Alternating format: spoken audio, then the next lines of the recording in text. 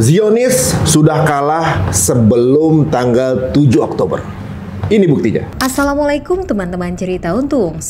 Sudah 3 bulan berlangsung penjajahan di Palestina terjadi. Genosida masih saja dilakukan oleh pihak Zionis. Dengan adanya kekuatan media yang menjadi bumerang tersendiri oleh pihak Zionis dan munculnya gerakan aksi dukungan kepada Palestina dari berbagai belahan dunia. Kali ini cerita untung mengundang Ustadz Asep Sobari, seorang ulama yang mendalami sirah Nabi. Apakah kekalahan Zionis ini sudah diriwayatkan oleh sahabat Nabi dan kapan akan terjadi? Yuk saksikan kisah lengkapnya hanya di Cerita Untung.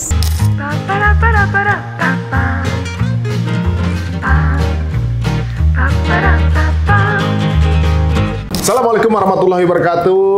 Apa kabar teman-teman dan juga pemirsa Cerita Untung? Terima kasih untuk respon dan juga masukan-masukan yang masuk ke channel kami. Dan kembali kita muncul di episode kali ini membahas sesuatu yang menurut saya akan menjadi sesuatu yang mind blowing ya. Dimana mungkin selama kita hidup atau teman-teman hidup ini ngerasa yang namanya Yahudi atau Zionis itu sesuatu organisasi yang organisasi yang bisa merencanakan sesuatu yang kemudian punya tatanan perbankan, politik, pertahanan segala macam yang serba solid, yang kemudian bisa mengatur algoritma kita gitu, kemudian memetakan kita, menaik turunkan currency apa segala macam. Sehebat itukah gitu? Tapi ternyata ada sebuah pandangan yang luar biasa bahwa sebenarnya mereka sudah kalah sebelum terjadinya Tofan Al-Aqsa tanggal 7 Oktober. Seperti apa? Langsung kita akan ketemu dengan guru kita, pakar sirah, Ustadz Asep Sobari. Assalamualaikum warahmatullahi wabarakatuh. Assalamualaikum warahmatullahi wabarakatuh.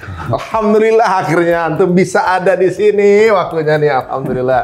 Beliau ini agak sulit waktunya teman-teman semuanya karena beliau umroh lah, kemudian bikin kajian daurah-daurah luar biasa nih. Beliau ini banyak main di wakaf kita diskusinya sebenarnya. Waktu diskusinya ya. Tapi kan tapi ternyata beliau ini memang sudah mengamati perpolitikan ini jauh under the radar. Ibaratnya apa yang ada di permukaan bahkan bisa jadi bukan itu informasi yang kita dapatkan selama ini gitu. Apa nih Ustadz yang kira-kira mungkin insightful yang kita juga mungkin belum mengetahui nih fakta-fakta apa? Terima kasih Mas Untung.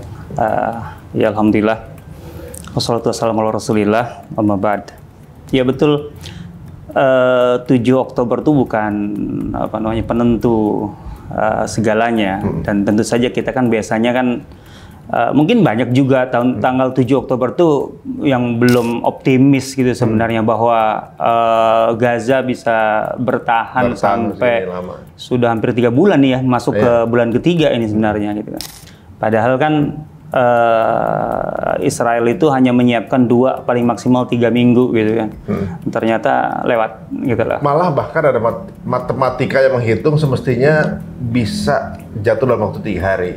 Karena ada Amerika, ada Perancis, ada Inggris, ada Israel sendiri yang dilawan. Itu adidaya semua tuh. Yang dilawan 1 kecamatan. Itu secara matematika mestinya tiga hari itu udah selesai, mestinya. Dan lewat dari itu berarti kekalahan. Ini bukan 3 hari lagi, ini udah 3 bulan. Hampir 3 bulan. Iya, betul. Ini bagaimana?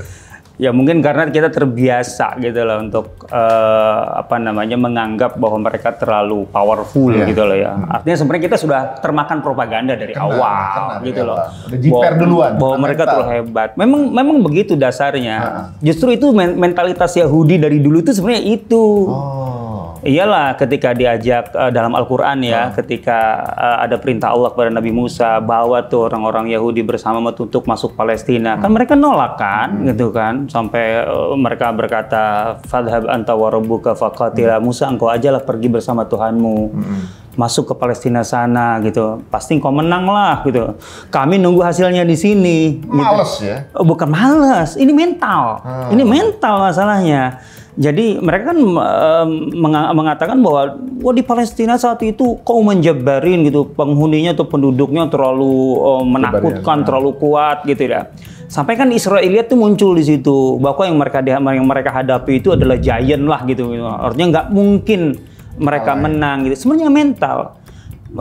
Masyarakat yang atau orang yang sudah inferior gitu, sudah inferior secara mental akan menganggap setiap tantangan atau musuh itu terlalu besar dari kemampuannya sehingga mereka menciptakan monster, dan itu yang sekarang banyak terjadi pada kita. Hanya kita yang justru berpikir musuh terlalu kuat. Berarti digituin, mereka pakai pola yang sama dengan ya, mereka merasa ternyata orang udah ditakuti dengan bayangan mental sendiri, orang udah takut duluan, dan mereka melakukan itu juga ke kita melalui medianya. Betul.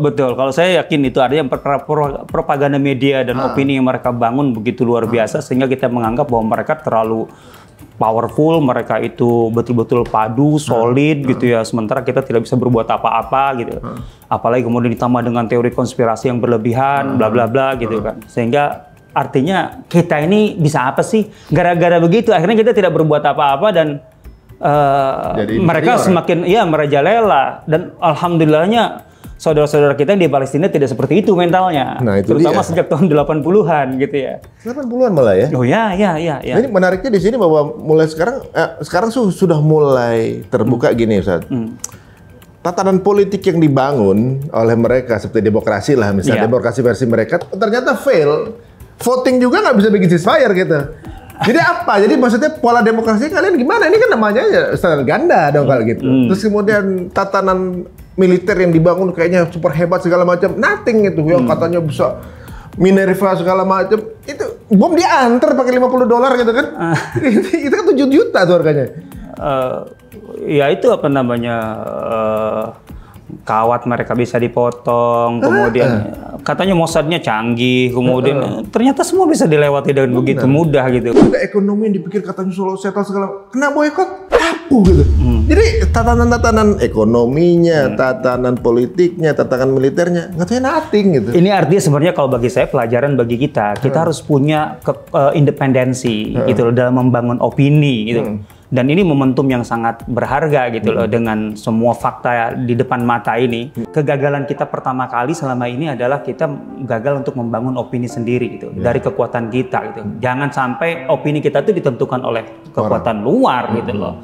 Karena memang mereka berkepentingan untuk membangun itu semua gitu loh, supaya kita tidak berpikir untuk bergerak gitu. Benar juga ya. Karena bagi mereka mungkin itu penting saat ya. Karena kan dari jumlah mereka katanya dibanding dengan negara Islam yang ngelilingin mereka itu, dikencingin aja kelep tuh mereka tuh.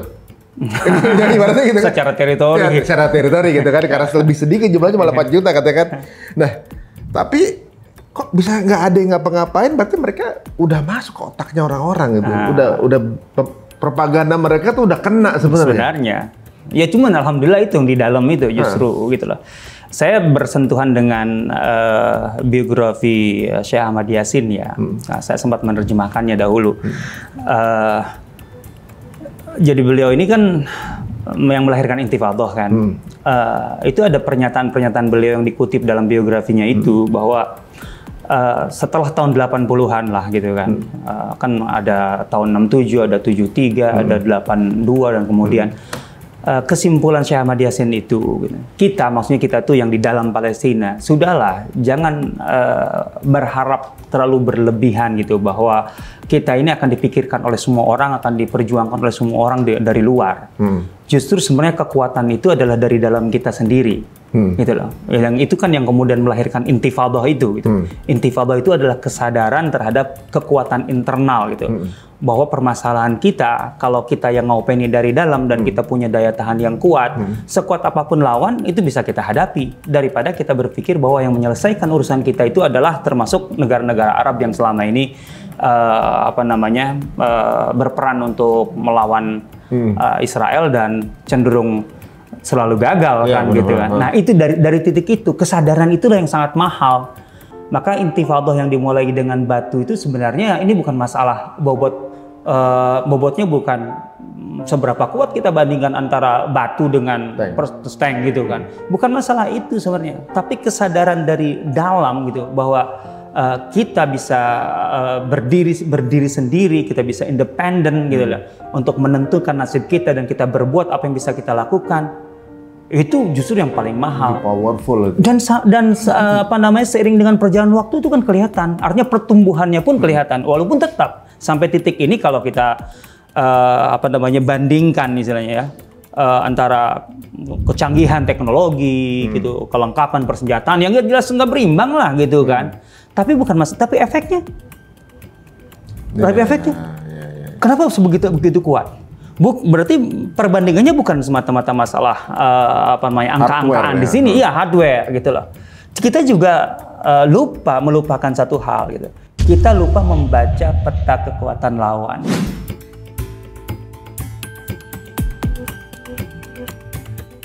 Apakah kekuatan lawan itu hanya ditentukan oleh seberapa canggih persenjataan mereka, seberapa lengkap, seberapa banyak, seberapa kuat dukungan dari luar, dan lain sebagainya. Bukan hanya itu. Ada persoalan-persoalan di dalam yang sebenarnya itu menggerogoti ketahanan atau kekuatan Israel sendiri, gitu loh, Zionis sendiri. Oh ya, menarik nih kayaknya. Ini yang kurang kita lakukan menurut saya. Ada satu, saya bahkan membaca beritanya dari tahun 2008 ya. 2008? 2008 itu berarti ketika 60 tahun berdirinya negara Zionis menurut versi mereka tentu saja ya. Itu sudah ada catatan-catatan yang menarik bahwa saat itu sudah banyak pemuda-pemuda Israel itu yang menolak untuk ikut dalam aktivitas wajib militer. Wajib militer. Itu satu perusahaan tersendiri. Itu perusahaan sangat. Sebuah negara yang ditempatkan, gitu loh.